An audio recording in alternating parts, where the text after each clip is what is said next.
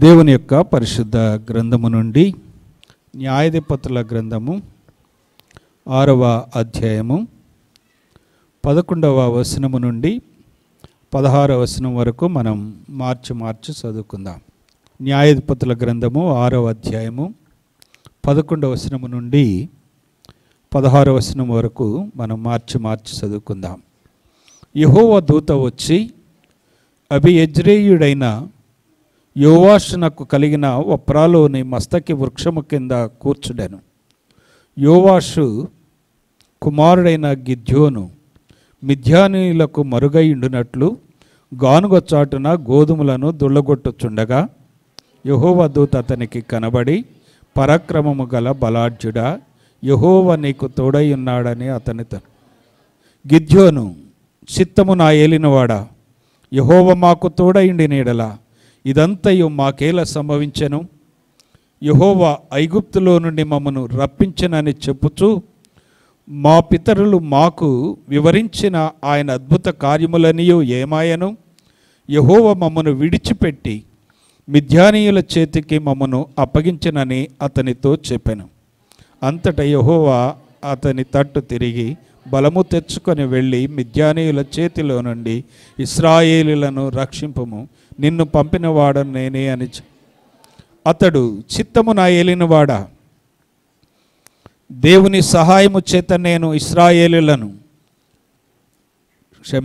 దేని సహాయము చేత నేను ఇశ్రాయేలీయులను రక్షింపగలను?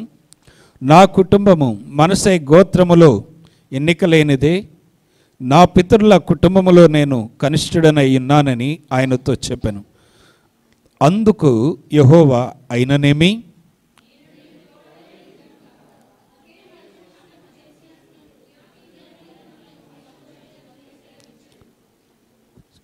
ప్రార్థన చేసుకుందాం.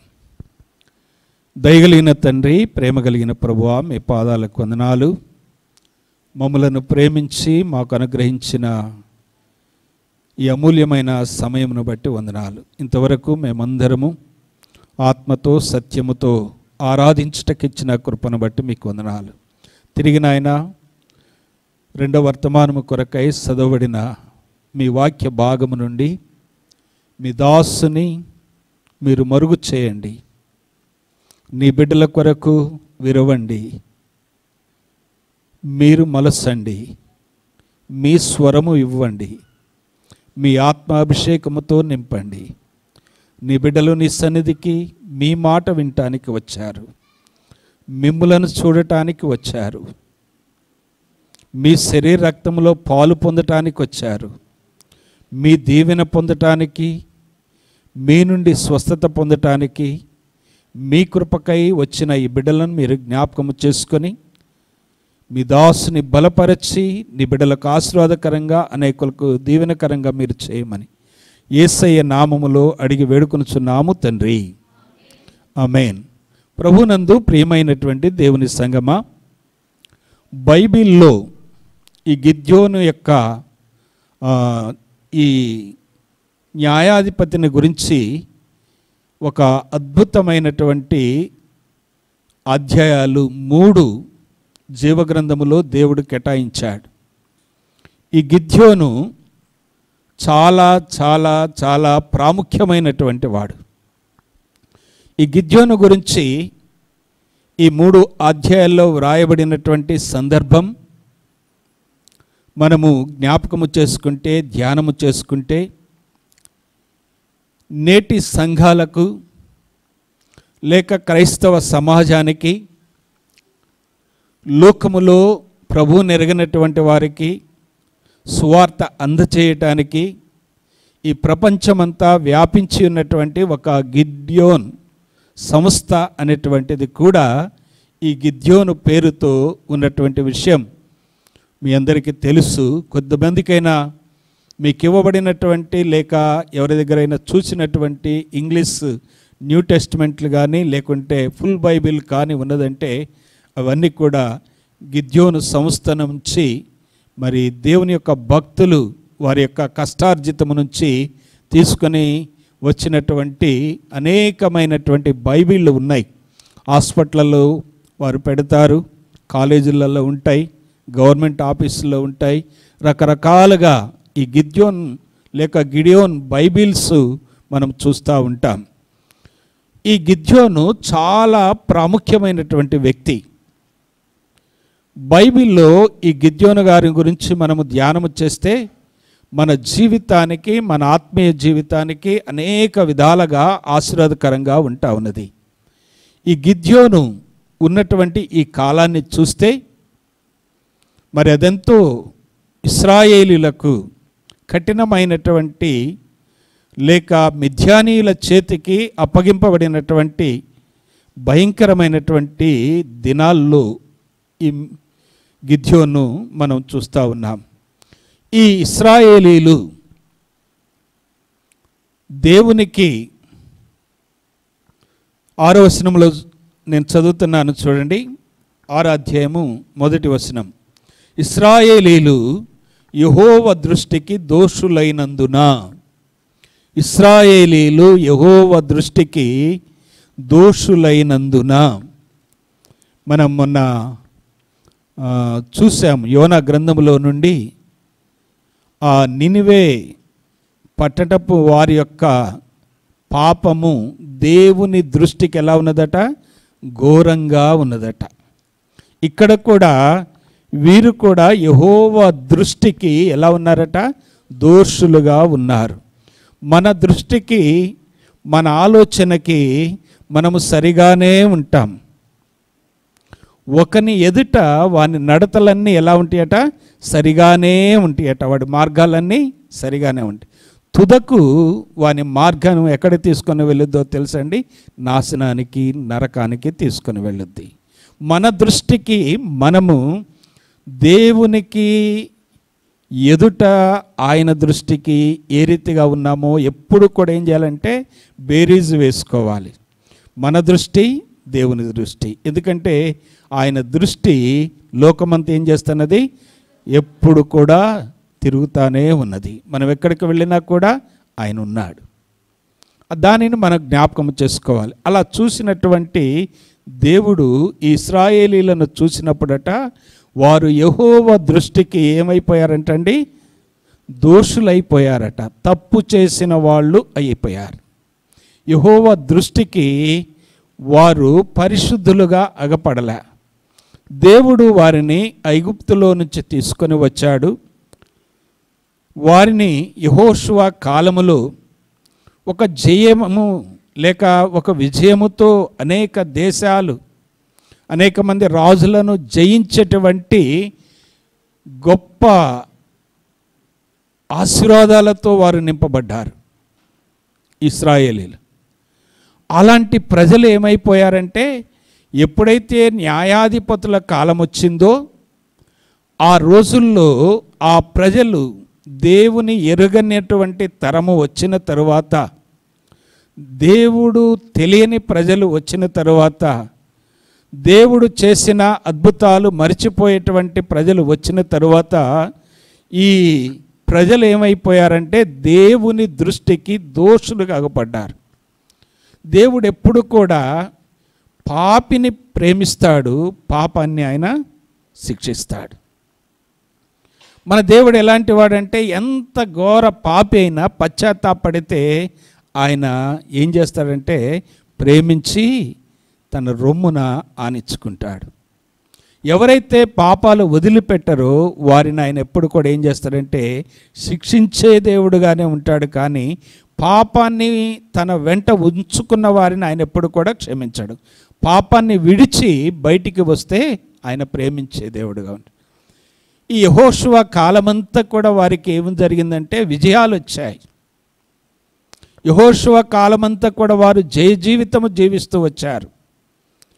మరలా వారు దేవుని మరిచిపోయి, దేవుని విడిచిపోయి, దేవుని ఆజ్ఞలు వదిలిపెట్టి, మోషే నేర్పినటువంటి లేక మోషే ఇచ్చినటువంటి ధర్మశాస్త్రాన్ని మరిచిపోయి, యెహోషువ నడిపించినటువంటి ఆ మార్గాన్ని నడిచిపోయి సొంత మార్గములోనికి, సొంత ఆలోచనలోనికి, సొంత తలంపుల్లోనికి, సొంత స్వయిష్టానికి వాళ్ళు ఎప్పుడైతే వారు దేవునికి వ్యతిరేకంగా జీవిస్తూ వచ్చారో దేవుడు వారిని శిక్షించటం మొదలుపెట్టాడు. 6వ అధ్యాయం 1వ వచనం చూడండి.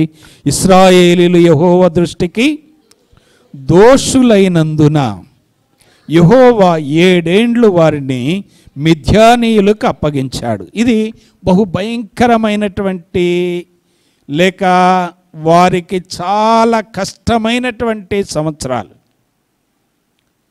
వారు ఎంతగా దేవునికి వ్యతిరేకమైనటువంటి పనులు చేస్తే, దేవుణ్ణి మరిచిపోతే, దేవుణ్ణి ఆరాధించకపోతే, దేవుని ఆజ్ఞలను మీరితే, దేవునికి దూరమైపోతే, లేక చీకటి జీవితాలకు అలవాటు పడితే, దేవుని వాక్యాన్ని నిర్లక్ష్యము చేస్తే, ధర్మశాస్త్రాన్ని మరిచిపోతే వారికి పట్టినటువంటి భయంకరమైనటువంటి ఈ యొక్క దుస్థితిని మనం జ్ఞాపకం చేసుకుంటే, మనము ఆ ముందుకు వెళితే చూడండి 2వ వచనములో, మిద్యానీయుల చెయ్యి ఇశ్రాయేలీయుల మీద ఏమైపోయిందంట? పైసై అయిపోయిందంట, హెచ్చయిందంట. ఆ మిద్యానీయుల చెయ్యి ఇశ్రాయేలీయుల మీద హెచ్చాయను గనుక వారు మిద్యానీయుల ఎదుట నిలవలేక వాళ్ళు ఇళ్లల్లో ఉండే పరిస్థితి కూడా లేదట. ఎక్కడున్నారట చూడండి, కొండలలోనూ వాగులలోనూ గుహల్లోనూ అనగా అండర్ గ్రౌండ్లోనూ వాళ్ళు ఏం చేసుకున్నారట? చిన్న చిన్న ఇళ్ళు కట్టుకొని తమ కొరకు సిద్ధము చేసుకున్నారు. దేవుడు వారిని శిక్షించితే, దేవుడు వదిలిపెడితే, దేవుడు నాకెందుకు అనుకుంటే మనం ఈరోజు ఇక్కడ ఉండేవాళ్ళమే కాదు. ఈ కృపాకాలములో మనము ఆనాటి ఇశ్రాయేలీయుల కంటే ఈనాడు సంఘము, ఈనాడు దేవుని బిడ్డలు ఇంకా అవిధేయులుగానే ఉన్నారు ఆయన దృష్టిలో. ఈనాడు సంఘం ఇంకా దేవునికి వ్యతిరేకంగా, ఆనాడు మిద్యానీయుల బానిసత్వములో ఉన్నటువంటి ఇశ్రాయేలీయుల కంటే మనం ఇంకా ఘోరమైనటువంటి జీవితము జీవిస్తూ ఉన్నాము. చూడండి 3వ వచనంలోనికి వస్తే వారి పరిస్థితి ఎలా ఉన్నదో 2వ వచనంలో మనం చూసాం.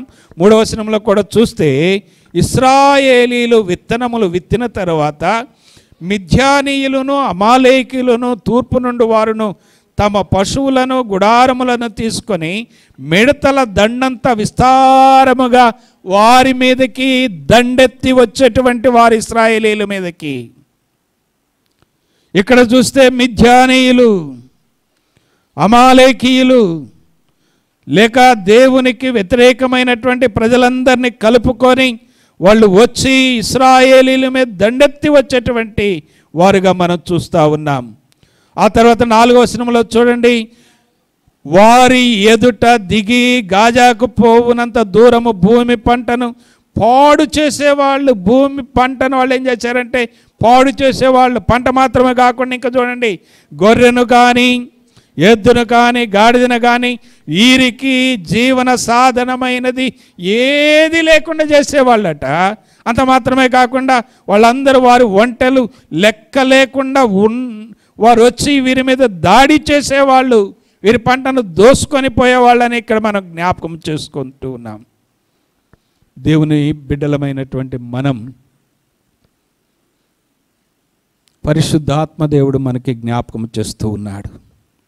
యెహోవా దృష్టికి నీవెలా ఉన్నాను, నేనెలా ఉన్నాను, ఆయన దృష్టికి మనం ఏ రీతిగా అగపడుతున్నాం జ్ఞాపకం చేసుకునండి.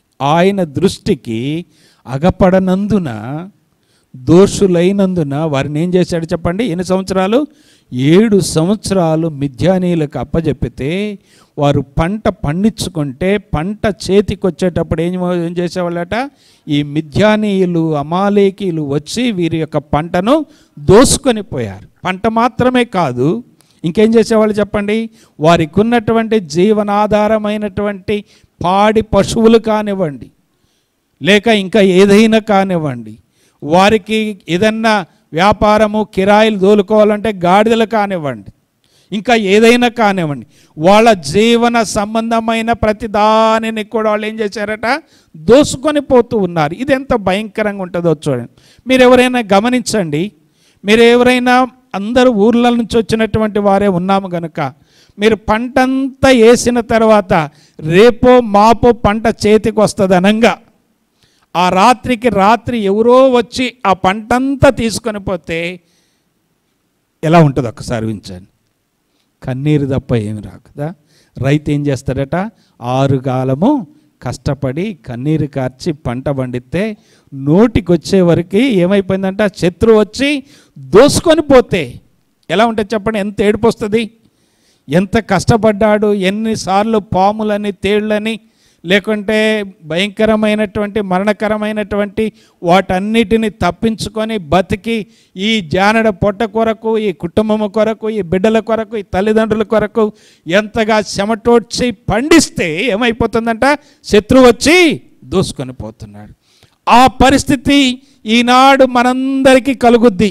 మీరు చాలా జాగ్రత్తగా ఆలోచించండి, మీరు చాలా బాగా గమనించండి, ఆత్మీయంగా చూడండి. మనము ఏదైతే కష్టపడి ఏదైతే చేస్తామో ఒక్కసారి అయిపోతుంది అంతే. ఒక్కసారి చిటికెత్తే చాలు, ఉండదు ఇక జేబు ఖాళీ. దేవుడు ఏదైనా చేయగలడు. ఆయన దృష్టికి సరిగా లేకపోతే ఆయన ఇష్టం. అలాంటి పరిస్థితిలో దేవుడట ఈ 5వ న్యాయాధిపతి అయినటువంటి గిద్యోను చూస్తూ ఉన్నాడు. ఈ 5వ న్యాయాధిపతి అయినటువంటి గిద్యోను చూసినప్పుడు ఆయన ఏం చేస్తున్నాడంట చూడండి. 11వ వచనంలోనికి వద్దాం. ఇప్పుడు దానికంటే ముందు 6వ వచనంలో చూస్తే వాళ్ళు ఏం చేశారంటే, దేశమును పాడు చేయుటకు వారు దానిలోనికి వచ్చిరి. ఇశ్రాయేలీయులు మిద్యానీయుల వలన మిక్కిలి ఏ దశకు వచ్చారట, హీన దశకు వచ్చినప్పుడు అప్పుడు ఏం చేశారట, యెహోవాకు ప్రార్థన చేసి. అప్పుడు గుర్తొచ్చింది. జ్వరం వచ్చినప్పుడు మనకి పారాసెటమాల్ గుర్తొస్తుంది కదా, అంతే కదండి. చిన్నపిల్లలకి ఏం తెస్తాం, ఎమ్మటే సిరప్ గుర్తొస్తుంది. మోషన్స్ వస్తే ఏమో వస్తుంది, ఎల్డోఫర్ ట్యాబ్లెట్ గుర్తుంది. దేవుడు గుర్తురాడు. ఇది పని చేయక, గ్లూకోజులు పని చేయక, డాక్టర్ల పని చేయక, 2-3 డాక్టర్లు తిరిగిన తర్వాత అప్పుడు ఎవరు గుర్తొస్తారు, దేవుడు. వీళ్ళ పరిస్థితి అదే. హీన దశకు వచ్చినప్పుడు 12 సంవత్సరాల రక్తస్రావము కలిగినటువంటి స్త్రీ తనకు కలిగినదంతా కూడా వ్యయమైపోయిన తర్వాత ఎవరు గుర్తొచ్చారు, యేసయ్య ఆ ఊరు వచ్చాడని గుర్తొచ్చింది. ప్రభునందు ప్రియమైనటువంటి దేవుని బిడ్డలారా, వీరికి ఎప్పుడు దేవుడు గుర్తొచ్చాడు, వారు విగ్రహారాధన చేసేటప్పుడు రాలే, వారు దేవుని ఆజ్ఞను పాటించినప్పుడు రాలే, వారు దేవునికి ఇవ్వాల్సినవి ఇవ్వనప్పుడు రాలే. అంత దోసుకొని పోబోయిన తర్వాత, వారు హీన దశకు వచ్చిన తర్వాత ఏం జరిగిందంటే చెప్పండి. అప్పుడు ఏం చేశారట, వారు యెహోవాకు మొరపెట్టిరి. మిద్యానీయుల బాధను బట్టి ఇశ్రాయేలీయులు యెహోవాకు ఏం చేశారట, ప్రార్థన చేసిరి. మన దేవుడు ఎంతైనా నమ్మదగిన దేవుడు, ఎంతైనా కృపగలిగిన దేవుడు, ఆయన ఎంతైనా జాలి కలిగిన దేవుడు, ఆయన ఎంతైనా కరుణ కటాక్షము కలిగిన దేవుడు. ఆయన ఎంత ప్రేమంటే మనమంటే ఆయనకు వల్ల మాలిన ప్రేమ. ఆయన ప్రేమ ఎంతంటే, ఈ మనుషులు తప్పిపోతున్నా, పారిపోతున్నా, విడిపోతున్నా, దూరమవుతున్నా, దేవుని సన్నిధి మరిచిపోతున్నా కూడా ఈ మనుషుల కొరకు ఆయన కలువరి శిలువలో ప్రాణం పెట్టిన ప్రేమ ఆయనది. ఆ ప్రేమ వారి మొరను విని ఇర్మియా 33:3 ఏముంది, నాకు మొరపెట్టుము నేను మీకేం చేస్తాను, ఉత్తరం ఇస్తానన్న దేవుడు వారు మొరపెట్టినప్పుడు మీ ముందు అక్కడ ఒక వాక్యం ఉంటుంది. అవతల పిల్లరికో యువతల పిల్లరికో ఆయన మందిరములు, ఆయన సన్నిధులు, దినవృత్తాంతాల గ్రంథము 7:14 ఒక అద్భుతమైనటువంటి వాక్యం. ఆయన సన్నిధిలో మనం ప్రార్థన చేసినప్పుడు ఏం చేస్తాడట, ఆయన వారి మొరను ఆలకించేది. అలా ప్రార్థన చేసినప్పుడు దేవుడు అద్భుతం చేయటానికి వెంటనే ఇష్టపడుతున్నాడు. దేవుడు ఆశ్చర్యకార్యమైన చేయటానికి దేవుడు వెంటనే జోక్యం చేసుకుంటున్నాడు. ఆ రీతిగా జోక్యం చేసుకొని ఈ 11వ వచనం మనం చదువుకున్న వాక్య భాగానికి వద్దాం. ఇప్పుడు చదవండి 11వ వచనం 6:10. యెహోవా దూత వచ్చి అభియజ్రేయుడైన యోవాషునకు కలిగిన ఒప్రాలో మస్తకి వృక్షము క్రింద కూర్చుండెను. యోవాషు కుమారుడైనటువంటి గిద్యోను మిద్యానీలకు మరుగైయుండునట్లు, ఎక్కడ మరుగై ఉన్నాడట? వాగులల్లా, గుహలల్లా వాళ్ళు ఏం చేశారు? దాక్కొని ఉన్నారు. ఒక గానుగ చాటున ఆయన మరుగై ఉన్నాడు. తన పంట చేతికొచ్చింది. మిద్యానీయులు దండు రాకముందు, అమాలేకీలతో కలిసి రాకముందు ఏదో రకంగా ఎవరికి అగపడకుండా, ఎవరు దోసుకొనకుండా, ఎవరు దండెత్తకుండా ఉండటం కొరకు ఒక తెలివైనటువంటి ఆలోచన ఎవరు చేస్తున్నారు చెప్పండి? గిద్యోను చేస్తున్నాడు. హల్లెలూయా. ప్రభునందు ప్రియమైనటువంటి సంగమా, ఇక్కడ చూస్తే ఈ 11వ వచనము మనకి ఆత్మీయమైనటువంటి అద్భుతమైనటువంటి పాఠం నేర్పుద్ది. 11వ వచనం మరలా చదువుతాను, నేను మరలా చదువుతాను, దాని అర్థం దొరికేదాకా చదువుతాను. పదే పదే చదివినా మీకు కొంచెం బోర్ అనిపించినా కూడా దాని అర్థం దొరికే వరకు నేను చదువుతాను. చూడండి 11వ వచనం. యెహోవా దూత వచ్చి అబయజ్రేయుడైనటువంటి యోవాషునకు కలిగిన వప్రాలోని మస్తకి వృక్షము క్రింద కూర్చుండెను. అప్పుడు తర్వాత చూడండి, యోవాషు కుమారుడైనటువంటి గిద్యోను మిద్యానీయులకు మరుగైండునట్లు గానుగ సాటున గోధుమలను కుళ్ళగొట్టుచుండెను. ఇక్కడ మనము నేర్చుకునేటువంటి ఆత్మీయమైనటువంటి ఒక పాఠం ఇటు చూడాలి. నాకెళ్ళి గిద్యోను ఎక్కడికి వెళుతున్నాడు? తన పంటను, తన యొక్క గోధుమలను ఏం చేస్తున్నాడంటే చెప్పండి? దుల్లగొట్టుకుంటున్నాడు, లేకుంటే కుప్ప కొట్టుకుంటున్నాడు, కంకి కొట్టుకుంటున్నాడు, పంట నుర్చుకుంటున్నాడు. మనకు చాలా పర్యాయ పదాలు ఉన్నాయి. ఎక్కడున్నాడు? గానుగ చాటునున్నాడు. దేని కొరకు వెళ్ళాడు? తన కష్టార్జితం, తాను పండించుకున్నది, తన పొలంలోనిది, వాళ్ళ నాన్న ఆస్తిని ఆయన కాపాడుకోవటం, తన బిడ్డల కొరకు పోగు చేసుకోవటం, ఆయన ఒక ప్లాన్ వేసుకొని శత్రువులు రాకముందే ఏం చేసుకుంటున్నాడు? ఆ గోధుమల యొక్క ధాన్యాన్ని గుల్లగొట్టుకుంటా ఉన్నాడు. ఇక్కడ ఈయన గారిని ఇట్లా ఉంచుదాం. ఎవరిని? గిద్యోను గారు. గిద్యోను రాకముందు ఏం జరిగింది? ఇప్పుడు మరలా 11వ వచనం. యెహోవా దూత వచ్చి అబియజ్రేయుడైన యోవాషునకు కలిగిన వప్రాలోని మస్తకి వృక్షము క్రింద కూర్చుండాను. గిద్యోను ముందొచ్చాడా? దేవుని దూత ముందొచ్చాడా? ఇప్పుడు చెప్పండి. ఎవరి ముందొచ్చారు? అందరు ఇటు చూడాలి, నాకెళ్ళి చూడాలి. గిద్యోను ముందొచ్చిండా పొలానికి? దేవుని దూత ముందొచ్చాడా? దేవుని దూతే ముందు. మనం ముందు వస్తామా? దేవుడు ముందు వస్తాడా మందిరంలోనికి? చెప్పండి అండి. నువ్వు ముందు వచ్చావా? దేవుడు ముందు వచ్చాడా? దేవుడు. మరి మన ముందు వెనకొత్తే ఎట్లా కుదురుతుంది చెప్పు? ఎవరు ముందు వచ్చారు? దేవుడే ముందు వచ్చాడు. మనం ఎప్పుడు వచ్చాం? దేవుని యొక్క ప్రేమ అది. మనలో ఉన్న నిర్లక్ష్యం ఆయనకు ఉండదు. అర్థమవుతుందండి? మీరు బాగా జ్ఞాపకం చేసుకుంటే నేను మీకు ఒక మాట జ్ఞాపకం చేస్తాను. మనకంటే ముందు మన దేవుడు ఎక్కడైనా ఉంటాడు. హల్లెలూయా. యెషయా గ్రంథం 42వ అధ్యాయము, క్షమించండి 45:2. యెషయా గ్రంథం 45వ అధ్యాయము 2వ వచనం చదవాలి. నేను మీకు ముందుగా పోవచ్చు, మెట్టగా ఉన్న స్థలములను సరాళము చేసేదను, ఇత్తడి తలుపులను పగలగొట్టెదను, ఇనుప గడియలను ఏం చేస్తాడట? విడగొట్టెదను అని మన దేవుడు మనకేమిస్తాడంటే వాగ్దానం చేస్తాడు. బాగా గుర్తుపెట్టుకోండి. మీరు ఏ ఊరికైనా వెళ్ళేటప్పుడు, ఏ పనికైనా వెళ్ళేటప్పుడు మీకంటే ముందు ఎవరు వెళ్తున్నారు? ఏమున్నది అక్కడ? మరలా చదువుదాం 2వ వచనం. నేను మీకు ముందుగా వెళ్ళుచు మెట్టగా ఉన్నటువంటి స్థలాలను ఏం చేస్తాడట? సరాళం చేస్తాడట. ఏ రాళ్ళు తగలకుండా, నీ బండి పడకుండా, కుక్క అడ్డం రాకుండా, ఎదురు బండ్లు గుద్దకుండా ఏం చేస్తాడట దేవుడు? త్రోవను ఏం చేస్తాడట? సరాళం. మనకంటే ఎవరు ముందు వెళ్ళారు? ఎంత గొప్ప దేవుడు!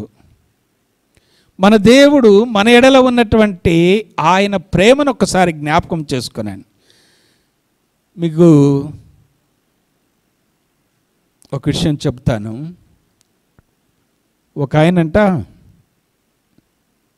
బండేసుకొని బయటికి వెళ్ళి వచ్చిందంట.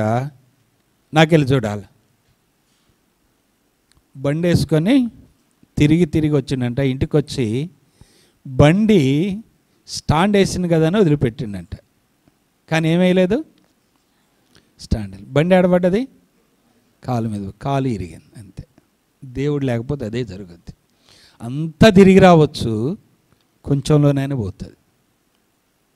మన జీవితంలో జ్ఞాపకం చేసుకునండి, మన దేవుడు ఎంత మంచి దేవుడు అంటే మనకంటే ముందుగా వెళ్తాడు. అక్కడ ఉన్నటువంటి మాట చూడండి, నేను మీకు ముందుగా వెళ్ళుచు మెట్టగా ఉన్నటువంటి స్థలాలను ఏం చేస్తాడట, ఇత్తడి తలుపులను ఏం చేస్తాడు, ఇనుప గడియలను ఆయన ఏం చేస్తాడట, విడగొడతాడు. హల్లెలూయా. మన దేవుడు చాలా చాలా చాలా మనకంటే ముందు వెళ్ళి మనకున్న అడ్డంతా తొలగించే దేవుడు.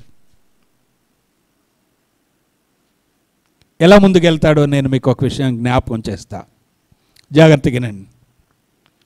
ఒక విశ్వాసికట బస్సు ఎక్కితే వాంతులు అవుతాయట.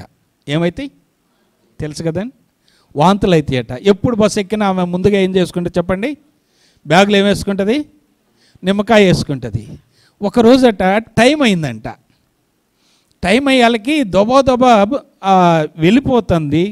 బస్సు ఎక్కిన తర్వాత చూస్తే ఎప్పుడులాగా ఏం లేదు, నిమ్మకాయ లేదు. అప్పుడు ఆలోచనలో పడ్డదట. ఏం ఆలోచన, కొద్ది దూరం పోయాలకి బస్సు వాసనకి నావికి ఏమొస్తాయి, ఇటు చూడాలి, బస్సు వాసనకి ఏమొస్తాయి, వాంతులు వస్తాయి. ఈ వాంతులు రాకుండా ప్రభువా నన్ను కాపాడని 2 చేతులు ఇట్లా పెట్టి ఏం చేస్తుందంట, ప్రార్థన చేస్తుంది. ఆ ఎదురంగంట ఒకడు ఏమనాలి, దేవునికి వ్యతిరేకమైనటువంటి ప్రజలు ఉన్నారు కదా ఇప్పుడు, వాడు చూస్తున్నాడట. వాడు చూసి అనుకుంటాడంట, వీళ్ళు ఎక్కడున్నా కూడా వీళ్ళకి మతం పిచ్చి, వీళ్ళ ప్రార్థన, వీళ్ళ హల్లెలూయా చేతులు చాపి ఏమో ప్రార్థన చేస్తుందని లోపల కొనుక్కుంటా ఉన్నాడట. వీళ్ళ దేవుడు చేతులు చాపితే ఏం చేస్తాడో చూద్దామని వాడు ఏం చేశాడంటే, ఈ దేవుని నమ్మనటువంటి దేవుని ప్రజలకు వ్యతిరేకంగా ఉన్నటువంటి ఈ మతోన్మాది ఏం చేశాడంటే, ఏమో ప్రార్థన చేస్తూ ఉన్నదంట, ప్రార్థన చేస్తున్నదట. దేనికోసం, ఏం లేదని, దేవా ఎవరైనా ఒక నిమ్మకాయ ఇస్తే బాగుండు అని ప్రార్థన చేస్తుందంట. దేవా దేవా అని ప్రార్థన చేస్తూ ఉందంట, చేతులు చాపిందంట, దేవుడిని అడుగుతూ ఉన్నదంట. ఈడికి హెచ్చుడు ఎక్కువైపోతుందంట. వీళ్ళ దేవుడు ఏమిస్తాడో చూద్దామని వాడి బ్యాగులో ఉన్నట్టు నిమ్మకాయ తీసి ఆమె చేతులు వేసిందంట. హల్లెలూయా. ఆమె దేని కొరకు ప్రార్థన చేసింది, నిమ్మకాయ కొరకు. మన దేవుడు ముందుకు వెళ్ళాడా కాడా చెప్పండి. మనకంటే ముందుగా వెళ్ళి మన ఆరోగ్యాన్ని చూసే దేవుడు, మనలను చూసే దేవుడు, మన అవసరాలు తీర్చే దేవుడు, మన ఆటంకాలు తొలగించే దేవుడు, ఇత్తడి తలుపులు పగలగొట్టే దేవుడు, ఇనుప గడియలను విరగొట్టే దేవుడు, అంత గొప్ప దేవుని మనం నమ్మి ఉన్నాము. హల్లెలూయా. మనం నమ్మిన దేవుడు సామాన్యమైనటువంటి దేవుడు కాదు. అప్పుడు ఈ వ్యవసాయం చేసుకుంటున్నటువంటి ఈ గిద్యోను దగ్గరకు వెళదాం. చూడండి 6వ అధ్యాయం, న్యాయాధిపతులు 6వ అధ్యాయంలో మనం చూస్తే 11వ వచనం. యెహోవా దూత వచ్చి, సరే 12వ వచనంలోకి వద్దాం. యెహోవా దూత అతనికి కనబడి, పరాక్రము గల బలాఢ్యుడా, పరాక్రమము గల బలాఢ్యుడా, యెహోవా నీకు తోడై ఉన్నాడు. ఇదేంది, ఆయన భయపడి ఎక్కడున్నాడు, గాను సాటునున్నాడు. శబ్దం ఏమొస్తుంది, అస్సలు సూటుగా అట్లా భయపడ్డాడు. ఎక్కడున్నాడు చెప్పండి, గాను సాటున తన గోధుమలు ఆయన ఏందో నురుపుకుంటా ఉన్నాడు. కానీ వెనక నుంచి ఒక స్వరం వస్తుంది. దేవుని దూత ముందుగా వచ్చున్నాడు. ఆ దూత మాట్లాడుతున్నాడు. ఏమంటున్నాడు చెప్పండి, పరాక్రమము గల దైవజనుడా లేక బలాఢ్యుడా, ఓ పరాక్రమము కలిగినటువంటి విశ్వాసి, పరాక్రమం కలిగినటువంటి శూరుడా, ఓ యోవాషు కుమారుడైనటువంటి గిద్యోను అని పిలుస్తుంది. అరే ఇదేంద్ర బాబు, నేను అసలే భయపడి అదురుకొని నేను నక్కొని ఉంటే ఏంది పరాక్రమం గల దైవజనుడు అంటాను. ఈయన ఏం చేసుకునేవాడు, వ్యవసాయం చేసుకునేవాడు. ఏం చేసేవాడు చెప్పండి? వ్యవసాయం చేసుకునేవాడు ఎట్ట పరాక్రమం గలవాడు అవుతాడు? యుద్ధం చేసేవాడు పరాక్రమం గలైనటువంటి వాడు అవుతాడు. కానీ దేవుడు ఏమంటున్నాడంటే, మన దేవుడు ఎలాంటి వాడో మనం ఈ ఉదయకాలం జ్ఞాపకం చేసుకోవటానికి ఒక భయపడి వ్యవసాయము చేసుకునేటువంటి ఆ యొక్క గిద్యోనును దేవుడు చూస్తూ ఉన్నాడు. ఈ సందర్భంగా నేను మీకు జ్ఞాపకం చేసేది ఏంటంటే, పనిలో నిపుణత కలిగినటువంటి వారిని నీవు చూసితివా, వాడట రాజుల ఎదుట కూడా నిలబడతాడట. నీకివ్వబడినటువంటి ఏ పనైనా సరే, అది చిన్న పనైనా పెద్ద పనైనా కానీ దానిలో నీకు నైపుణ్యం ఉంటే, దానిలో నీకు నిపుణత ఉంటే దేవుడు ఏం చేస్తాడో తెలుసండి? రాజుల దగ్గరికి తీసుకెళ్తాడట. ఈ గిద్యోను చూసినప్పుడు ఏం చూస్తున్నాడంటే దేవుడు, ఈ గిద్యోను ఇంతమంది భయపడి వాళ్ళ ఇంట్లో వాళ్ళు ఉన్నా కూడా తన పంటను తన బిడ్డల కొరకు, తన యొక్క మరి కుటుంబము కొరకు, తన కొరకు ఒక నమ్మకంగా ఆ శత్రు భయం నుంచి తప్పించబడి ఒక పంటను పండించుకొని పంటను ఇంటికి తీసుకొని వచ్చేటువంటి ఆ నమ్మకత్వాన్ని చూస్తున్నాడు దేవుడు. జాగ్రత్తగా ఆలోచించండి. దేవుడు నీవు చేసే ప్రార్థనలో ఏం చూస్తాడో తెలుసండి? నీలో నమ్మకత్వం చూస్తాడు. నీవు చేసే ప్రార్థనలో యథార్థతను చూస్తాడు. నువ్వు చేసే ఆరాధనలోని ఆయన పరిశుద్ధతను చూస్తాడు. దానిని బట్టి దేవుడు ఏం చేస్తాడంటే సెలెక్ట్ చేసుకుంటాడు.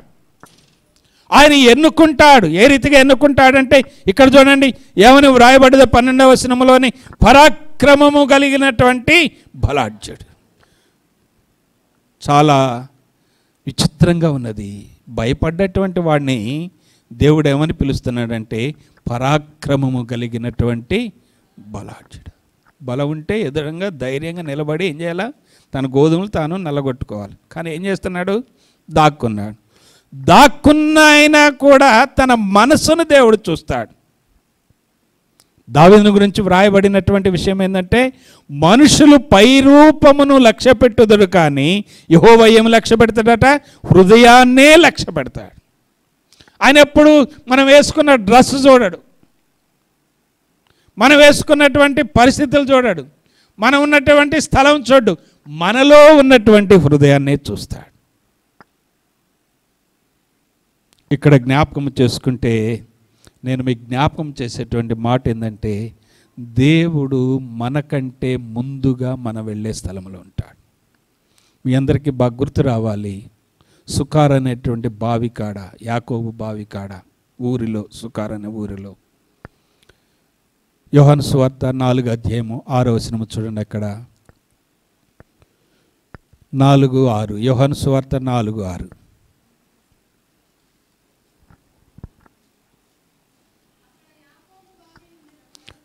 అక్కడ యాకోబు బావి ఉండెను కనుక యేసు ప్రయాణము వలన అలసియున్న రీతిగానే ఆ బావి యొద్ద కూర్చుండెను. అప్పటికి ఇంచుమించు 12 గంటలు ఆయను సమరయ స్త్రీ ఒకటి నీళ్లు చేదుకొనుటకు ఎక్కడికి వచ్చిందని చెప్పండి? ఆ బావికి వచ్చి. సమర స్త్రీ ముందు వచ్చిందా? యేసుప్రభు వారు ముందు వచ్చాడా? కదండి. ఎవరు ముందు వచ్చారు బావికాడికి? యేసయ్య ముందు వస్తాడు. మనకంటే ఆయనే ముందు ఉంటాడు అన్నిటికీ. మనం ఏదైనా ఊరు వెళ్ళాలన్నా ఆయన మనకంటే ముందు పోతూ ఉంటాడు. మార్కు సువార్తలో చూడండి 1వ అధ్యాయం 2వ వచనం. మార్కు 1:2. ఇదిగో నా దూతను నీకు ముందుగా పంపుచున్నాను. చాలండి. ఆయన దూతలు మనకంటే ముందుంటారు. మత్తయి సువార్తలో కూడా చూడండి అదే వాక్యం 11వ అధ్యాయం 10వ వచనములో, మత్తయి 11:10. ఇదిగో నేను నా దూతను నీకు ముందుగా పంపుచున్నాను. ఇప్పుడు మనం ఏ విషయములకు కూడా భయపడవలసినటువంటి పని లేదు. ఆయన దూత మనకంటే ముందుగా వెళుతూ ఉన్నాడు. నేను 3 విషయాలు ధ్యానములోనికి తీసుకుని రావడానికి ఇష్టపడుతున్నా. ఒకటి ఏంటంటే, ఆయన మనకంటే ముందుగా ఉండే దేవుడు. గుర్తుపెట్టుకోండి, ఏంటో చెప్పండి. ఆయన మనకంటే ముందుగా. యాకోబు బావి కాడ ఎవరు ముందున్నారు? సమరయ స్త్రీ ముందా, యేసుప్రభు వారు ముందా? యేసయ్యే ముందు. ఈ గిద్యోను గోధుమలు కొట్టుకోవడానికి వస్తే గిద్యోను ముందున్నాడా, దేవుని దూత ముందున్నాడా? దేవుని దూతే ముందున్నాడు. కనుక ప్రభువునందు ప్రియమైనటువంటి సంగమా, దేవుని బిడ్డలారా, మనము ఏ విషయంలోని ఎక్కడ కూడా నేను ఎప్పుడు ఏమీ చేయలేను అనేటువంటి నిస్సాయ స్థితిలోనికి మనం ఎప్పుడు కూడా రాకూడదు. దేవుడు అంటున్నాడు, నేను నీకు ముందుగా ఉంటాను, నీకు ముందుగా వెళుతాను, నీ పక్షంగా ఉంటానంటున్నాడు దేవుడు. నీకు తోడై ఉంటున్నాడు. అక్కడ వ్రాయబడినటువంటి మాట చూడండి, 12వ వచనంలో, యెహోవా దూత అతనికి కనబడి, పరాక్రమము గల బలాఢ్యుడా, యెహోవా నీకు తోడై. యెహోవా ఎలా ఉన్నాడంటే చెప్పండి, తోడై ఉన్నాడు. భయపడినటువంటి వ్యక్తిని దేవుని యొక్క దూత ఈ రీతిగా సంబోధిస్తూ ఉన్నాడు. ఓ పరాక్రమము కలిగినటువంటి బలాఢ్యుడా. ఈనాడు సంఘములో కూర్చున్న నీతోనే ప్రభు మాట్లాడుతున్నాడు. మనందరితో ప్రభు సూటిగా పలుకుతున్నాడు. నీవు భయపడున్నావేమో, ఏదో విషయంలో నీకులో నాలో ఒక భయం ఉన్నదేమో. దేవుడు ఏమంటున్నాడంటే, ఆ భయాన్ని తీసివేయటానికి ముందుగా వచ్చి మాట్లాడుతున్నటువంటి మాట ఏంటంటే, నువ్వు సామాన్యమైన వాడివి కాదు. నువ్వెవరు అంటే పరాక్రమము కలిగినటువంటి బలాఢ్యుడవి. దేవుడు ఎలా ఎన్నుకుంటాడంటే, కొరింథీయులకు రాసిన పత్రికలు చూడండి. 1 కొరింథీయులకు రాసిన పత్రికలో ఒక అద్భుతమైనటువంటి 1వ అధ్యాయం చూద్దాం. 1 కొరింథీయులకు రాసిన పత్రిక వచనం చెప్తాను. 26 వచనంలో చూడండి, 1:26. సహోదరులారా, మిమ్ములను పిలిచిన పిలుపును చూడుడి. మీలో లోకరీతి జ్ఞానులైనను గొప్ప వంశము వారైనను అనేకులను పిలువబడలేదు. కానీ ఏ శరీరియు దేవుని ఎదుట అతిశయింపకుండునట్లు జ్ఞానులను సిగ్గుపరచుటకు లోకములో నుండి వెర్రి వారిని దేవుడు ఏర్పరచుకున్నాడు. బలవంతులైన వారిని సిగ్గుపరచుటకు లోకములో బలహీనులైన వారిని దేవుడు ఏర్పరచుకుని ఉన్నాడు. ఎన్నికైన వారిని వ్యర్థము చేయుటకు లోకములో నీచులైన వారిని దేవుడు ఏర్పరచుకున్నాడు. తృణీకరింపబడిన వారిని, ఎన్నిక లేని వారిని దేవుడు ఏం చేసుకున్నాడట? ఈయన అంటున్నాడు. ఈయన యొక్క రిపోర్ట్ చూడండి. ఈ గిద్యోను ఏమని చెబుతున్నాడు? కిందకు వచ్చిన తర్వాత అదే 6వ అధ్యాయంలో చూడండి ఏమంటున్నాడు. 13వ వచనంలో, దేవుని దూత పరాక్రమము కలిగినటువంటి బలాఢ్యుడని దేవుని దూత మాట్లాడి యెహోవా నీకు తోడైనాడని చెప్పినప్పుడు ఆ గిద్యోను ఏమంటున్నాడు? చిత్తము నా ఏలినవాడా, యెహోవా మాకు తోడై ఉంటే ఇదంతా మాకెందుకయ్యా? దేవుడు మాకు తోడంటున్నారు, మాకెందుకయ్యా? దేవుడు మమ్మలను కాపాడుతున్నారు, ఏంది బాధలు? ఏంది మిథ్యానీయులు? ఏంది అమాలేకీయులు? ఏంది శత్రువులు? ఏంది మా పంట మేము తినకుండా, మా పాడి మేము దాగకుండా, మా బతుకు మేము బతకకుండా ఏంది మా తిప్పలు అని ఆయన మాట్లాడుతున్నాడు. చూడండి, యెహోవా ఐగుప్తులో నుండి మమ్మలను రప్పించనని చెప్పుచు మా పితరులు మాకు వివరించిన ఆయన అద్భుత కార్యములన్నీ ఏమైపోయినాయ్యా అని ఆ దేవుని దూతతో మాట్లాడుతున్నాడు. యెహోవా మమ్మలను ఏం చేశాడు? విడిచిపెట్టాడు. మిథ్యానీయుల చేతికి ఏం చేశాడు? మమ్మను అప్పగించాడు అని చెబుతా ఉన్నాడు. మన జీవితంలో కూడా ఇలాంటి రిపోర్టే వస్తుంది. మేము దేవుని నమ్ముకున్నాం, మేము దేవునికి ఇస్తున్నాం, మేము దేవునికి ప్రార్థన చేస్తున్నాం, మేము దేవుని పని చేస్తున్నాం, మాకెందుకు ఈ జబ్బులు, మాకెందుకు ఈ కష్టాలు, మాకెందుకు ఈ అప్పులు, మాకెందుకు ఈ సమస్యలు, మాకెందుకు ఈ కుటుంబంలో శోధన, మాకెందుకు ఈ లోకంలో అందరు బాగానే ఉన్నారు, మాకే ఎందుకు అన్నట్టుగా గిద్యోను మాట్లాడుతూ ఉన్నాడు. అప్పుడు దేవుని దూత ఏమంటున్నాడంటే, యెహోవా నీకు తోడై ఉన్నాడు.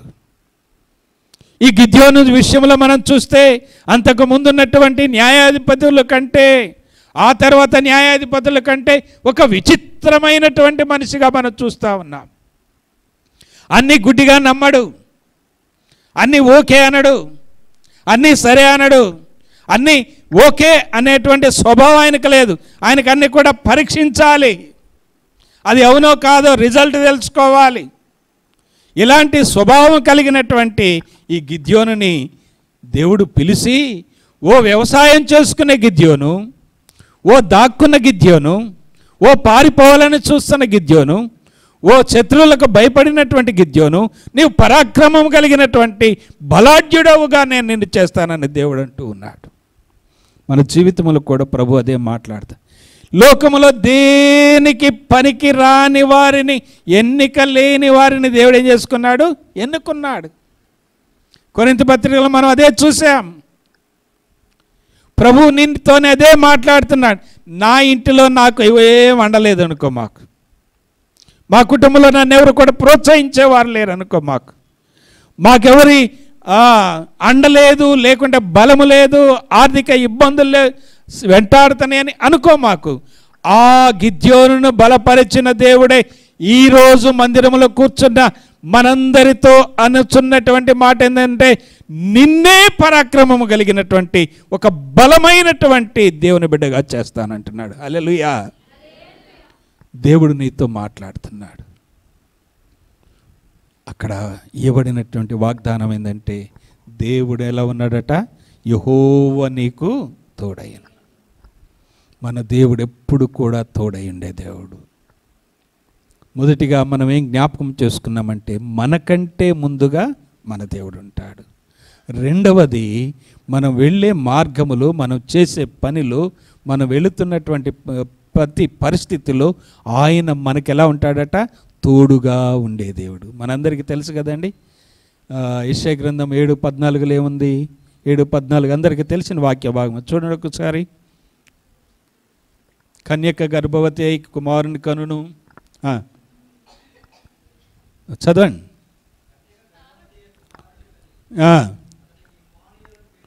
అతనికి ఏం పేరట చెప్పండి? ఇమ్మానుయేల్ అని పేరు పెట్టును. ఇంకా కింద పుట్టినోట్లు ఏమన్నా చూడండి. ఇమ్మానుయేలను మాటకు దేవుడు మనకు. మత్తయి సువార్త 1:22-21 కూడా అదే వాక్యాన్ని మనం చూస్తాం. దేవుడు మనకి ఎలా ఉంటాడని చెప్పండి? తోడై ఉండే దేవుడు. ఇదిన ప్రభు ఆ గిద్యోనుకి ఏ రీతిగా తోడై ఉంటానని వాగ్దానము చేశాడు, మనందరితో కూడా అదే మాట్లాడుతున్నాడు. నేను నీకు తోడై ఉంటాను. ఒక్కళ్ళే పండుకున్నాం అనుకుంటారు చాలామంది. కొంతమంది ఒక్కళ్ళమే వెళ్తాను ప్రయాణం అంటారు, నేను ఒక్కళ్ళని ఎట్టాలంటారు. కానీ అప్పుడు ఎవరిని మర్చిపోతారు? ఈ వాగ్దానం మర్చిపోతారు. ఎక్కడికైనా బొమ్మంటే నేను ఒక్కళ్ళని ఎట్టెళ్ళాలంటారు. ఎవరికన్నా ఇంటికి పోయి ప్రార్థన చేసిన వల్ల నేను ఒక్కళ్ళని ఎట్టెళ్ళాను, ప్రార్థనకి వెళ్ళాను నేను ఒక్కడిని ఎట్టెళ్ళాలంటారు కదా. కానీ దేవుడు ఏమంటున్నాడు? నేను నీకు తోడై ఉంటాను. ఒకసారి ఆదికాండం 39:3 చూడండి. ఆదికాండం 39:3.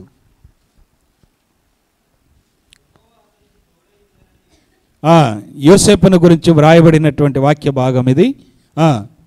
యెహోవా తోడైయుండెననియు చాలన్ అతడు చేసినదంతయు యెహోవా ఏం చేశాడట?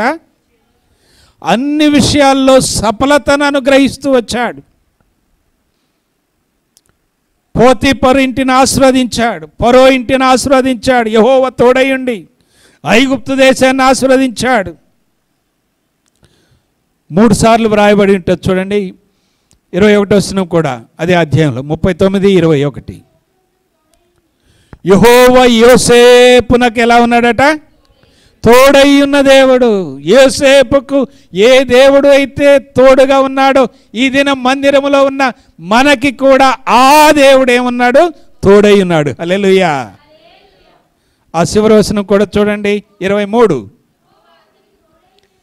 యెహోవా అతనికి తోడై ఉండెను గనుక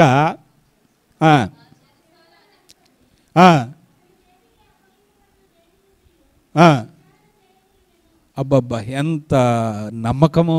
దేవుడు తోడుంటే మీరు పని మనుషులు అనుకో, హౌసింగ్ బోర్డులో ఉన్నారనుకోండి, కోటీశ్వర్లు ఉన్నారనుకోండి, ఇంటి తాళ చేతులు కూడా మీకు ఇచ్చిపోతారు. ఎవరు తోడైంటే? తోడై. అక్కడ ఉన్నటువంటి సబ్బు పెట్టె పారేసింది కూడా మనది కాదనుకొని వస్తే దేవుడు తోడై ఉంటాడు. అది మనకు ఉపయోగపడుద్దని తేగకూడదు. నేను మీకు చెప్పనా, మా ముదిగొండ పాస్టర్ గారు, పాస్టమ్ గారు వాళ్ళ అన్న, ఆ సేటు వాళ్ళట ఏం చేసేవాళ్ళో తెలుసండి? ఆయన నమ్మకత్వం చూడటానికి ఈయన ప్రార్థన చేసుకునేవాడు, మంచి విశ్వాసగా ఉండేవాడు. ఇల్లు ఓడమని చెప్పేవాళ్ళట. ఆ షాపులో ఏం చేసేవాళ్ళు? ఇల్లు ఓడమని వాళ్ళ చేతులకున్న రింగులు కింద పడేసేవాళ్ళట. చేతికున్న బంగారు ఉంగరాలు కింద పడేసి, ఊడితే ఏం దొరికాయి? ఉంగరాలు దొరికి తీసుకొచ్చి మళ్ళీ వాళ్ళకి చెప్పి, ఇది మీ ఉంగరం జారిపడ్డ, తీసుకోండి అనేవాడు. ఆ నమ్మకం ఎంతవరకు వచ్చిందో తెలుసండి? ఆయన షాపులో ఉన్నప్పుడు ఆ సేటుకి 6 కొడుకులు ఉంటే 6 కొడుకులను కాదని పెద్ద సేటు ఈయనకు తాళపు ఇచ్చిండు, క్యాష్ కౌంటర్. ఏం కావాలో మనకు చెప్పండి? దేవుడు తోడుగా ఉంటే నమ్మకం కావాలి.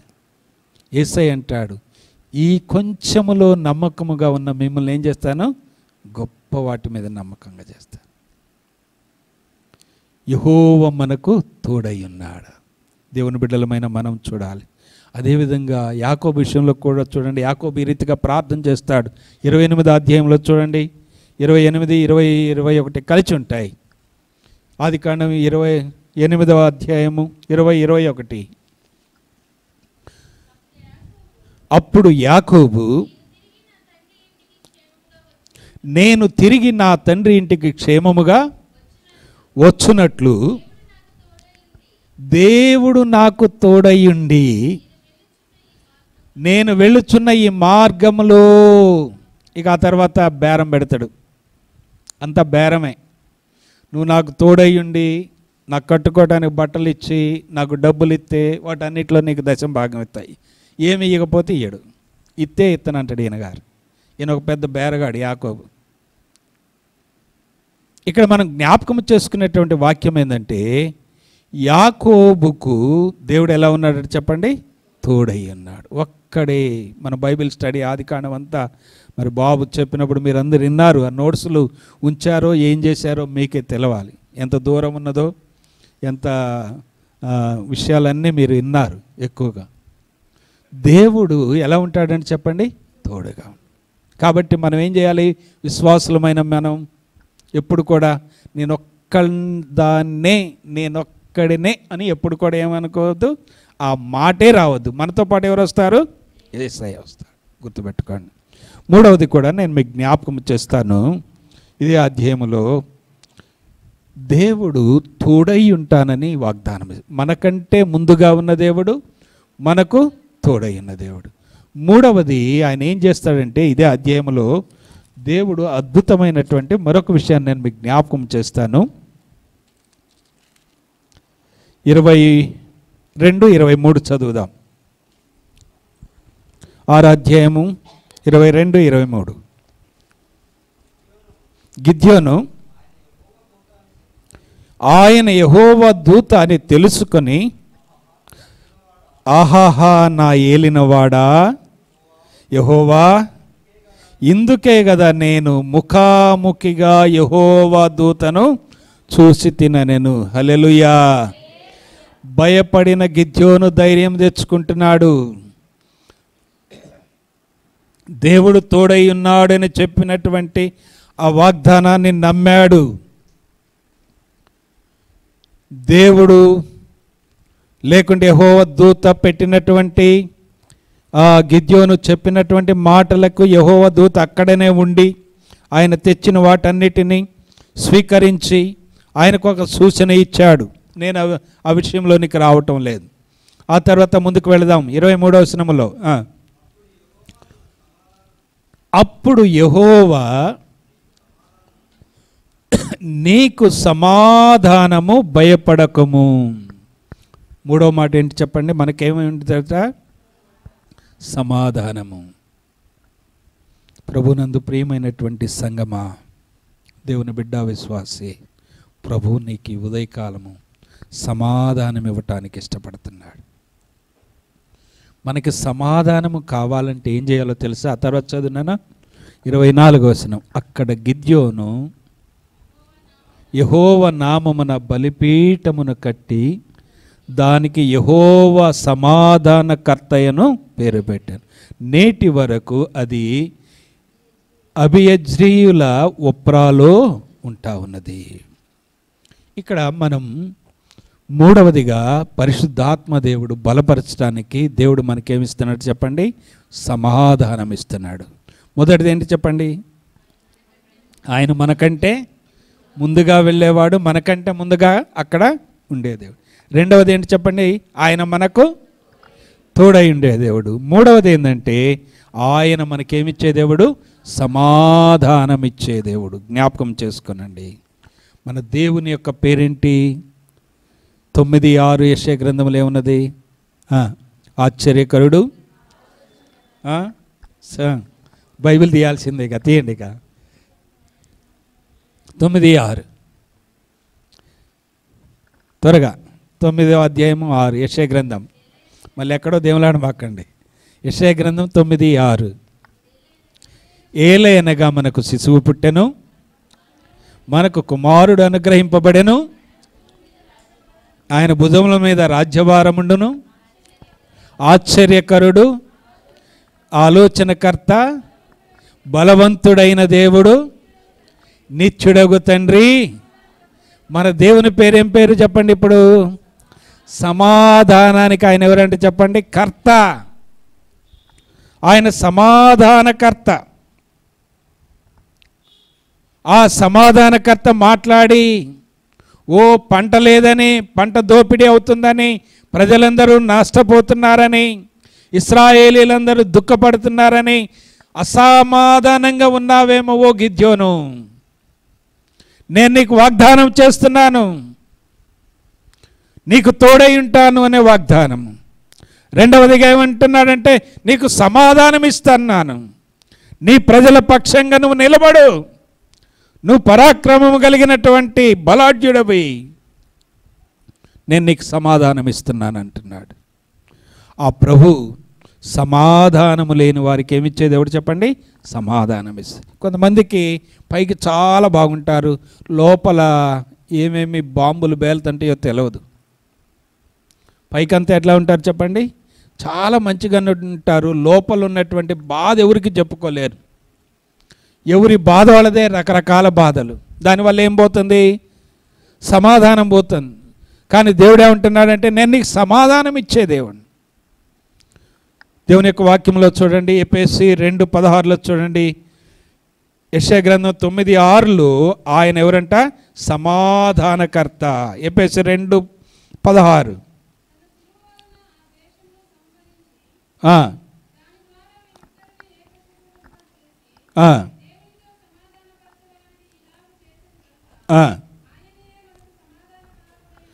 ఆయనే మనకి సమాధానానికి ఏంటి చెప్పండి? కారకుడు, సమాధానకర్త. సమాధానానికి ఆయన ఎవరంటే చెప్పండి? కారకుడు ఆయనే. మార్కు 5:34 చూడండి, మనం ఇంతకుముందు జ్ఞాపకం చేసుకున్నాం మొదటి వర్తమానములో. చూడండి, మార్కు 5:34. 12 సంవత్సరాల నుంచి రక్తస్రావము కలిగినటువంటి ఆ స్త్రీతో దేవుడు మాట్లాడుతున్నటువంటి మాట. అందుకు ఆయన, కుమారి, నీ విశ్వాసము నిన్ను స్వస్థపరచెను. ఎలా పోవాలని చెప్పండి? దేవుని మందిరం నుంచి ఎలా పోవాలి? సమాధానంతో పోవాలి. ఆయనే సమాధానానికి ఎవరు చెప్పండి? కర్త ఆయనే. ఆయనే సమాధానానికి కారకుడు ఆయనే. ఆయనే వ్యక్తిగతంగా మనకేమిచ్చేవాడు? సమాధానం. ఎన్ని సంవత్సరాలు లేదట సమాధానం లెక్క? రక్తస్రావం, క్యాన్సర్ అనుకున్నది పాపం. ఎంత బాధపడ్డదో, ఎంత తిరిగిందో, ఎంత ఆస్తి అమ్మేసిందో, ఎంత దిక్కులేని పరిస్థితిలోనికి వచ్చిందో, సమాధానం లేదు, ఇక చచ్చిపోవలసినటువంటి పరిస్థితి. ఆ పరిస్థితుల్లో యేసయ్యను ఏం చేసిందంటే వెనక నుండి వచ్చి ధైర్యము చాలక ఆయన వస్త్రపు చెంగు ముట్టి ఏం పొందింది చెప్పండి? స్వస్థత పొందితే ఏమొచ్చింది? ప్రభు ఏమంటున్నాడు? అంతకుముందు ఏమైంది? భయపడ్డది. వామ్మో ప్రభు అనుకున్నది. ఏమంటారు? కానీ ఆయన ఏమిచ్చాడు? సమాధానము గలదానివై పొమ్ము. దేవుని మందిరములో దేవుని బిడ్డలమైన మనం, ప్రభు మనతో మాట్లాడుతున్నాడు. సమాధానం ఉన్నట్ల పైకి బాగానే ఉంటున్నాం, లోపల అగ్నిపర్వతాలు ఉన్నాయి. లావ బయటికి ఎప్పుడు వస్తుందో తెలియదు. ఆ లావ రాకముందే యేసయ్య నీతో మాట్లాడుతున్నాడు. సమాధానంగా పొమ్ము దేవుని మందిరము నుంచి. ఓ గిద్యోను, నీకు సమాధానం లేదా? నీ పంట 7 సంవత్సరాల నుంచి దోసుకొనబడుతుందా? శత్రువులు నీ పశువులు ఎత్తకెళ్ళారా? నీ గాడిదలను తీసుకొని వెళ్ళారా? నీకు కలిగిన సమస్తాన్ని పదే తీసుకొని వెళుతున్నారా? నీకు సమాధానము లేని పరిస్థితుల్లో ఉన్నావేమో. నీవు సమాధానముగా వెళ్ళు. అప్పుడు ఏం చేయాలట గిద్యోను? 24వ వచనములో అక్కడ గిద్యోను యెహోవా నామమును ఏం కట్టాడు? బలిపీఠము కట్టి దానికి ఏం పేరు పెట్టాడు? యెహోవా సమాధానకర్త అని పేరు పెడతా ఉన్నాడు. హల్లెలూయా. మన ఆరాధన, మన ప్రార్థన, మన సమర్పణ అనేటువంటి బలిపీఠం ఉండాలి. బలిపీఠాన్ని కట్టాలి, ప్రార్థనతో కట్టాలి, ప్రభు సన్నిధిలో కట్టాలి. కొన్నిసార్లు బలిపీఠాలు పాడైపోతాయి. ఏలియా ఏం చేశాడో తెలుసండి? 2వ రాజుల గ్రంథంలో మనందరికీ తెలిసినటువంటి ఆ భాగము, అక్కడికి వెళ్ళొద్దులేండి, నేను చెప్తాను. బలిపీఠం ఏమైపోయిందంట? పాడైపోయింది.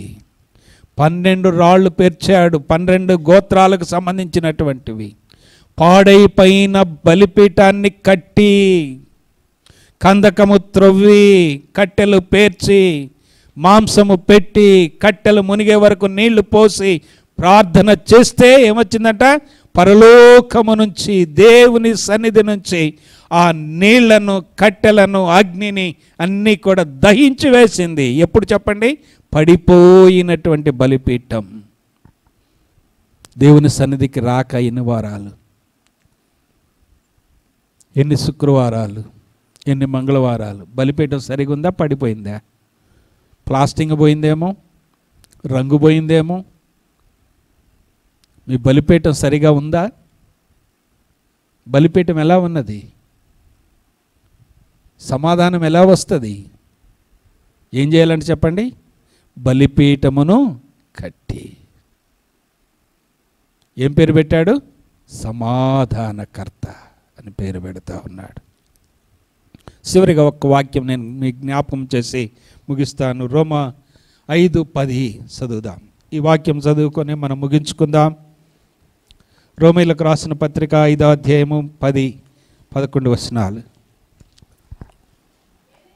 ఎలయనగా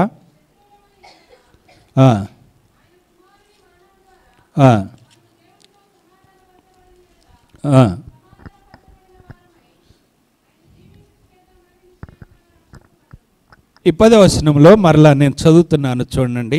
ఏలయనగా శత్రువులమయ్యుండగా, ఆ పై వచనాల్లో మనమింకా పాపులమయ్యుండగా, మనమింకా శత్రువులమయ్యుండగా, దేవుడు ఈ 10వ వచనంలోనికి వచ్చిన తర్వాత మనందరం ఎవరు అంట చెప్పండి?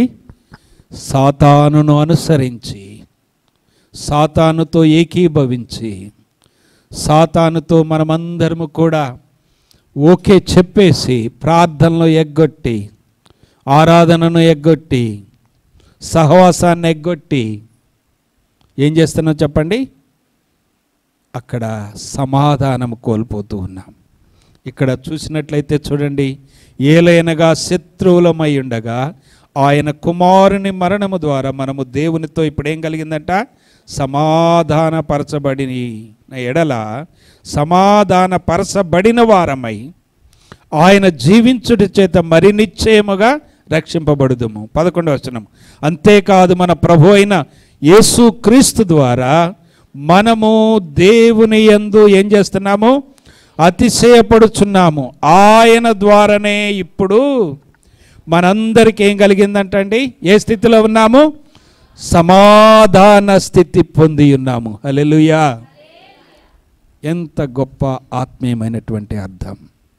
శత్రువులమైన మన కొరకు, విరోధులమైన మన కొరకు, పాపులమైన మన కొరకు ఆయన కలువరి శిలువలో మరణిస్తూ ఉన్నాడు. ఎందుకో తెలుసండి, మనలను ఏం చేయటానికో తెలుసండి, సమాధానపరచడానికి. సమాధానం లేకుండా ఎంతసేపు ఉంటారు చెప్పండి. భార్య భర్తల గొడవ వచ్చిందనుకోండి, ఎంతసేపు ఉండగలరు చెప్పండి కదా. చాలా కష్టంగా ఉంటుంది. అసలు ఇది తలుసుకుంటేనే గుండె ఎట్లో ఉంటుంది. అదే మాట్లాడుకుంటే ఏమొస్తుంది, సమాధానం వస్తుంది. అదేవిధంగా దేవునితో కూడా మనం ఎలా ఉండాలి చెప్పండి, సమాధానంగా. దేవునితో సమాధానంగా ఉంటే అబ్బా ఆ హృదయానికి తేలిపోద్ది, ఎక్కడికో తేలిపోద్ది, పరలోకం దాకా తేలిపోద్ది. ఎప్పుడు చెప్పండి, మన పాపాలను ఒప్పుకోవాలి. ప్రభువా, నా కొరకు కలువరి సిలువలో మీరు బలైపోయారయ్యా.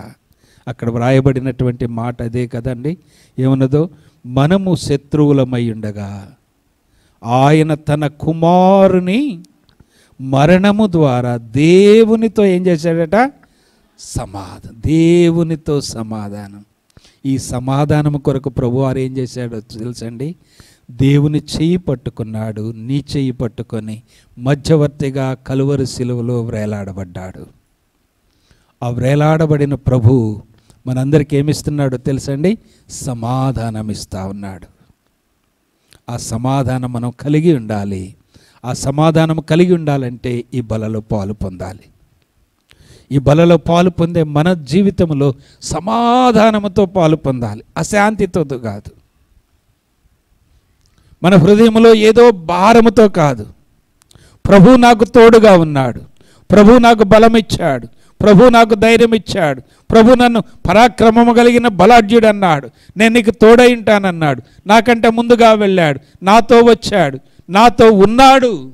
ఆ ప్రభు ఇప్పుడు నాకేం చేస్తున్నాడంటే నా హృదయానికి ఒక నమ్మకమైనటువంటి, స్థిరమైనటువంటి, శాశ్వతమైనటువంటి సమాధానాన్ని ఇవ్వటానికి శత్రువునైనా నా కొరకు కలువరి సిలువలో ఆయన ప్రాణం పెట్టాడు.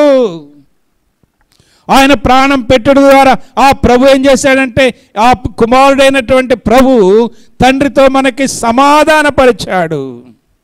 ఎఫెసీ పత్రికలో ఏమన్నదంటే, మన ఉభయుల మధ్య ఉన్నటువంటి ఆ గోడను ఆయనే పగలగొట్టాడు. 2వ అధ్యాయంలో మనం చూస్తూ ఉన్నాం.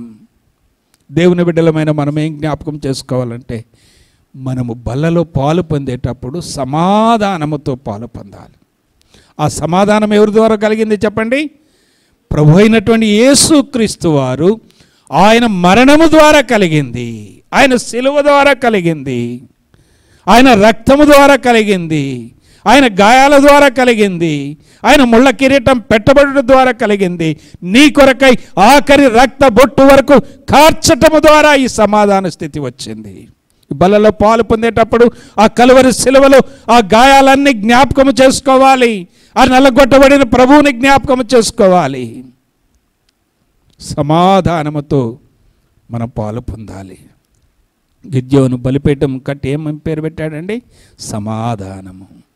ఇక్కడ మనం చదువుకున్నటువంటి ఈ రోమపత్రిక 5:11 ఏమున్నదంటే, ఇప్పుడు మనందరికీ ఏ స్థితిలో ఉన్నామంట, సమాధాన స్థితి. మన స్థితి ఏంటి చెప్పండి, ఆస్తి ఉన్న స్థితి కాదు, కారు ఉన్న స్థితి కాదు, బిల్డింగ్ ఉన్న స్థితి కాదు, ఆరోగ్యం ఉన్న స్థితి కాదు, ఇంకేదో ఉన్న స్థితి కాదు, జేబులో డబ్బులు ఉన్న స్థితి కాదు, వెనక అండ ఉన్న స్థితి కాదు, కొండ ఉన్న స్థితి కాదు, కులం ఉన్న స్థితి కాదు. ఏ స్థితి అట, సమాధాన స్థితి. ఏ స్థితిలో ఉన్నారు మీరు? అసమాధానంగా ఉన్నారా, సమాధానంగా ఉన్నారా? సమాధానంగా ఉన్న వాళ్ళందరూ ఒకసారి హల్లెలూయా చెప్పండి. ప్రభు బలలో పాలు పొందుదాం. ప్రభు బలలో పాలు పొందాలంటే మీరేమనంటే బయటికి పోయి తలకు దెబ్బ కొట్టినా పర్లేదు, కానీ శుక్రవారం మంగళవారం రాకుండా బలలో పాలు పొందకూడదు. ఆదివారం వచ్చి ప్రభు బలలో పాలు పొందాలంటే వార కార్యక్రమాల్లో పాలు పొందిన వాళ్ళే నిజమైన క్రైస్తవులు. ఎప్పుడో ఒకసారి ఆదివారం వచ్చేవాళ్ళు ఎస్సీలట. ఎస్సీలు అంటే ఎస్ అంటే సండే, సి అంటే క్రిస్టియన్. అలా ఉండకూడదు మనం. ఎందుకంటే ప్రభు తొందర రాబోతున్నాడు. మీకు తెలుసో తెలియదో, ఆయన ద్వారం దగ్గరనే ఉన్నాడు. ఆయన వాకిట నిలిచి ఉన్నాడు. ఆయన ఇదిగో నేను త్వరగా వస్తానని చెప్పాడు. ఆయన వస్తే మన లిస్ట్ చూస్తే ఆయన మనకంటే ముందొచ్చి ప్రతిరోజు, ప్రతి ఆదివారం, ప్రతి శుక్రవారం, మంగళవారం ఆయన అటెండెన్స్ వేసుకుంటాడు. ముందొస్తాడు ఆయన. ఆ అటెండెన్స్ ఆయన తీస్తే ఆయన దగ్గర గ్రంథం ఉన్నది. సమయం ఆయన లెక్కడితే ఏం చెబుతాం? పోయిచ్చినవంటే కుదరదు. నీ డ్యూటీకి ఎప్పుడు పడితే అప్పుడు పోతే రానిస్తారా? ఏం చేయాలట? తంబేసేది. ఇంతకుముందు తంబు కాదట, వీడియోలోనే ఏం చేయాలి? ఫోటో తీసి తంబేయాలట. ఇప్పుడు మారిపోయింది, సిస్టాలు మారిపోతున్నాయి డ్యూటీలల్లా. మరి ఇక్కడ అడగడగా దేవుడు, ఇక్కడ దేవుడు మాట్లాడగా, ఇక్కడ దేవుడు ఎలా పాలు పొందుదాం? ఏం ధైర్యం, ఏందా గుండె, ఏందా నిర్లక్ష్యం? ప్రభువులు ఎక్కడితే ఏం చెబుతాం మనం? ప్రభు రాబోతున్నాడు. వాని క్రియల చొప్పున ప్రతి వానికి జీతం ఆయన ఏం చేశాడట? సిద్ధపరిచించాడు. మనం ప్రభు బిడ్డలముగా నేను మీ మీద ఒక ప్రేమతో చెబుతున్నాను, భారముతో చెబుతున్నాను, కన్నీటితో చెబుతున్నాను. మనము ప్రభు బిడ్డలముగా సంఘ సావాసములన్నిటిలో పాలు పొందాలి. ఆరోగ్యంగా బాగా ఒక హాస్పిటల్లో ఉంటే ఓకే, ప్రభు చూస్తాడు. దూరంగా ఉంటే ప్రభు చూస్తాడు. ఇంట్లో ఉండి రాలేకపోతే ప్రభు చూస్తాడు. దీనికంటే ఎక్కువ మన చదువుకో, మన పనికో, మన కష్టానికో ఎక్కువ టైం ఇస్తాం, కానీ ఇక్కడ మాత్రము రాలేం. ఇక్కడికి వచ్చినప్పుడు ఇంకొక గంట మనం నిద్రపోకుండా హోంవర్క్ చేసుకోవచ్చు, రికార్డులు రాసుకోవచ్చు, పెండింగ్ పని చేసుకోవచ్చు, ఇంట్లో పని చేసుకోవచ్చు, వాషింగ్ మిషన్లు వేసుకోవచ్చు, బట్టలు ఉతుక్కోవచ్చు, ఇంకేదైనా చేసుకోవచ్చు. కానీ దీన్ని ఎగ్గొట్టి అయ్యి చదివితే దేవుడు లెక్క అడుగుతాడు. ఇక్కడికి రాకుండా నువ్వు అక్కడ ప్రిఫరెన్స్ ఇస్తే దేవుడు లెక్క అడుగుతాడు. ఒక సేవకుడిగా ప్రభు నన్ను నిలవబెట్టి ఆయన కొరడా తీసుకుంటాడు. నన్ను 2 రకాలైన తీర్పు తీరుస్తాడు. ఏం బోధించావు, నువ్వు ఎలా ఉన్నావు? గిద్యోను ఒక మాట చెబుతాడు. నేను ఇప్పుడు వాక్యం చూపెట్టనులేండి. వాళ్ళందరూ దివిటీలు పట్టుకొని, కుండలు పట్టుకొని యుద్ధానికి పోయినప్పుడు ఏమంటాడంటే, నేను చెప్పినట్టు చేయండి అన్నాడు. నేను ఏది చేస్తానో నన్ను చూసి చేయమంటాడు. అర్థమవుతుందండి? చెప్పటం కాదట. ఈ గిద్యోను నేను ఏదైతే చేస్తున్నానో నేను చేసినట్టే చేయమంటాడు. అదే రీతిగా మనం మన తరాలకు, మన సంఘానికి, మన రాబోయే మరి భవిష్యత్తు మన పిల్లలకు ఒక ఆత్మీయమైనటువంటి పాఠం నేర్పాలంటే మనం ప్రభువులో నమ్మకంగా ఉందాం, ప్రభు కొరకు సాగిపోదాం, ప్రభు బలలో యోగ్యంగా పాలు పొందుదాం. దేవుడు నీకిచ్చిన సమయాన్ని ఇంటిలో వ్యర్థం చేసుకోకుండా సంఘముతో కలిసి ప్రార్థించి ఒక భారము కలిగిన విశ్వాసమై సమాధాన స్థితి కలిగి ప్రభు బలలో పాలు పొందుదాం. ప్రార్థన చేసుకుందాం. తలలు వంచండి, ప్రార్థన చేసుకుందాం. అందరు కూడా ఒక్కసారి, దేవుడు నీకంటే ముందు ఉన్న దేవుడు, నీకు తోడై ఉన్నటువంటి దేవుడు, నీకు సమాధానం ఇచ్చే దేవుడు, మనందరినీ చూస్తున్న దేవుడు, పరీక్షించుకొని ప్రభు బలలో పాలు పొందుటకు ప్రార్థన చేసుకుందాం. దయగలిగిన తండ్రి, ప్రేమ కలిగిన ప్రభువా, మీ ప్రేమకై వందనాలు. ఆనాడు దేవా ఇశ్రాయేలీలను మిద్యాను చేతికి అప్పగించారు.